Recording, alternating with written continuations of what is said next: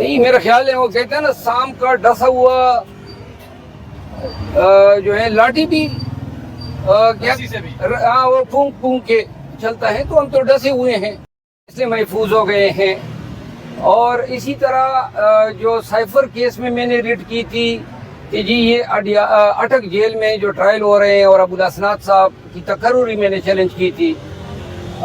اس میں چالان تو آ گیا لیکن جو محفوظ فیصلہ تھا ابھی تک غیر محفوظ نہیں ہوا ہے، تو لہٰذا یہ فیصلے چھوٹی چھوٹی چیزوں پہ محفوظ نہیں ہوا کرتے تھے، اور ان محفوظ ہونے کے چکر میں اب ہمیں تاخیر ہو رہی ہے، کیونکہ خان صاحب کی جو قید و بند ہیں وہ طوالت اختیار کرتی جا رہی ہے۔ آج یہ سارا ہم نے یہی سنا ہے، فلاں بھی محفوظ ہو گیا، فلاں فیصلہ بھی محفوظ ہو گیا، جو ضمانت ہے چوتھا ہفتہ شروع ہونے کو ہے اور نیا بکیڑا آ جاتا ہے، اور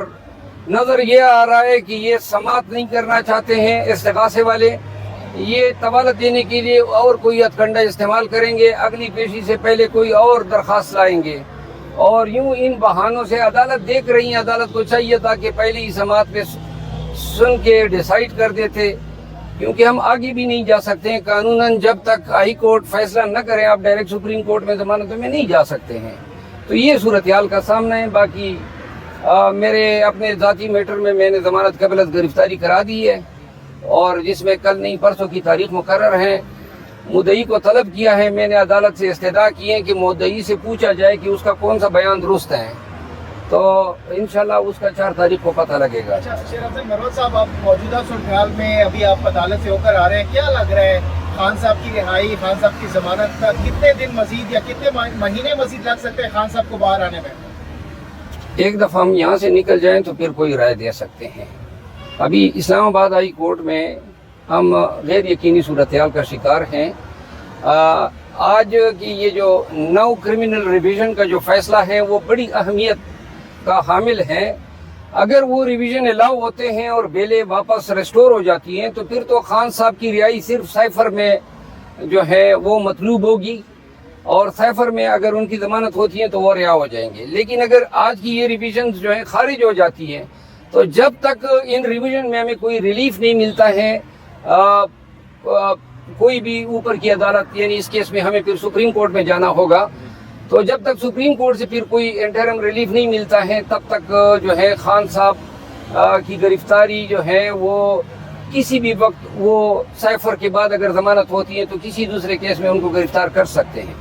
اور عمران خان صاحب کو کیا یہ ممکن ہے یا پھر نظر آ رہا ہے کہ آنے والے دنوں میں عدالت میں پیش کیا جا سکتا ہے، اسپیشلی سائفر کیس میں، یا پھر جو 4 تاریخ کو ان کی سماعت ہونے جا رہی ہے؟ جی، عمران خان صاحب کو انہوں نے آج بھی پیش کرنا تھا ہدایت اللہ صاحب کی عدالت میں، عدت والے کیس میں، جہاں پہ آج سماعت ہوئی۔ میں نے دلائل دیے جزوی، جج صاحب نے کچھ سوالات اٹھائے ہیں جس کا میں نے کہا کہ جواب دوں گا، لیکن جو سوالات اٹھائے ہیں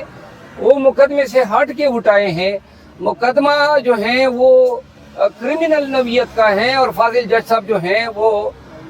شرعی نوعیت کے سوالات اور خصوصاً وہ سوالات اٹھا رہے ہیں جن کا جواب صرف فیملی کورٹ دے سکتی ہے۔ دوسرا جو آپ نے سوال کیا کہ پیش کیا جانے، آج انہوں نے ادھر پیش کرنا تھا تو جج صاحب نے طلب کیا تھا، لیکن 18 ستمبر کو انہوں نے فیصلہ کر لیا ہے چیف جسٹس صاحب نے کہ کسی بھی ملزم کو جو ہے وہ جو انڈر ٹرائل پریزنر ہوگا اس کو جیل سے پیش نہیں کیا جائے گا۔ تو اس 18 ستمبر کو نوٹیفیکیشن ہوا ہے،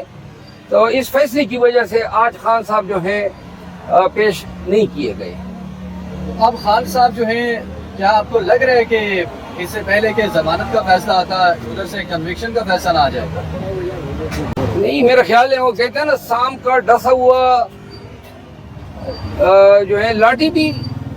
ہاں وہ پھونک پھونک کے چلتا ہے، تو ہم تو ڈسے ہوئے ہیں، لہٰذا اتنی جلدی اب یہ ہمیں ماموں نہیں بنا سکیں گے۔ اور اگر خان صاحب کو سائفر کیس میں سزا مل جاتی ہے، کتنی سزا ہے اور کیا اس کی رہائی آسانی سے ضمانت؟ دیکھیں اب یہ آپ وہ باتیں کر رہے ہیں نا جو کہ مستقبل کے مفروضے ہیں۔ قانونی لحاظ سے میرا دادا اگر سن 71 میں نہ مرتا تو آج زندہ ہوتا۔ اچھا پرویز صاحب، جیل میں آپ عمران خان سے ملے بھی ہیں، یہ کہا جا رہا ہے کہ عمران خان جیل میں خوش نہیں ہے، کیا وجوہات ہیں؟ نہیں، जेल में ये- तो कहा जा रहा था वो फिट हो गए ये खुशी में जेल में कौन खुश होता है हाँ, लेकिन बात ये है कि खान साहब जो हैं, ये कहना कि वो खुश नहीं है, कमजोर है, ये गलत बयानियां हैं। वो जब ये काज को स्पीयर हेड करने का फैसला किया और ये जो उसने आगाज किया अपनी जद्दोजहद का, तो सारी चीजों के लिए ज़हनी तौर पे तैयार थे। उनको एहसास है कि उनसे भी कई बुरी हालत में उनके वर्कर जो हैं गुजर चुके हैं, तो लिहाजा खान साहब की इन छोटी चीजों पे कमजोरी की बात करना इस काज की तवीन है जिस काज को वो लीड कर रहे हैं।